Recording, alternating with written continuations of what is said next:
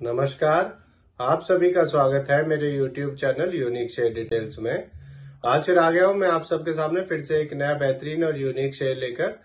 चलिए आप सबको उसके बारे में बताऊंगा। उससे पहले आप मेरे चैनल को सब्सक्राइब और मेरे वीडियोस को लाइक करते रहिए, जिससे कि रोजाना आपको ऐसे ही नए नए बेहतरीन और यूनिक शेयरों के बारे में पता चल सके। तो आज जो मैं कंपनी आप सबके सामने लेकर आया हूं, उस कंपनी का नाम है लार्सन एंड ट्यूब्रो लिमिटेड।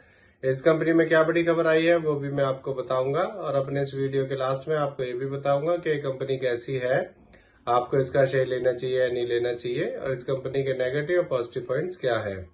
तो उसके लिए आप मेरा वीडियो लास्ट तक देखिएगा, तभी आपको इन सब बातों का पता चलेगा। तो चलिए शुरू करते हैं इस कंपनी के बारे में। इस कंपनी में एक बड़ी खबर आई है। इस कंपनी को 10,000 से 15,000 करोड़ का एक ऑर्डर मिला है, और इस ऑर्डर में इस कंपनी को 3.5 गीगावाट के 2 सोलर पावर प्लांट्स का ऑर्डर मिला है मिडिल ईस्ट कंट्रियों से। चलिए आगे बताता हूँ आपको। एक साल पहले इसका शेयर 2,454 का था और 3,632 रुपए का है। अब मैं आपको इस कंपनी के बारे में बताता हूँ कि ये कंपनी करती क्या है। एक मल्टीनेशनल कंपनी है। ये engineering, procurement and construction EPC solutions provide करती है अपने कस्टमर्स को।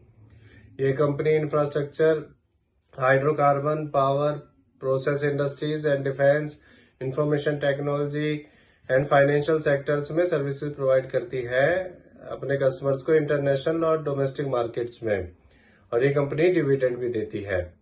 अब मैं आपको इस कंपनी के नेगेटिव पॉइंट्स के बारे में बताता हूं। इस कंपनी ने पिछले 3 सालों में 12.4% की लो रिटर्न ऑफ इक्विटी दी है। ये इसका एक नेगेटिव पॉइंट है।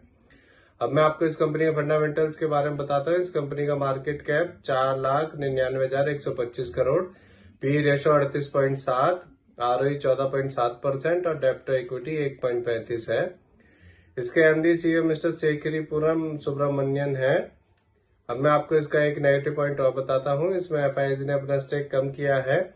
दिसंबर 2023 में एफआईएस का स्टेक इसमें 25.49% था, और अब कम होकर मार्च 2024 में एफआईएस का स्टेक इसके अंदर 24.36% हो गया है।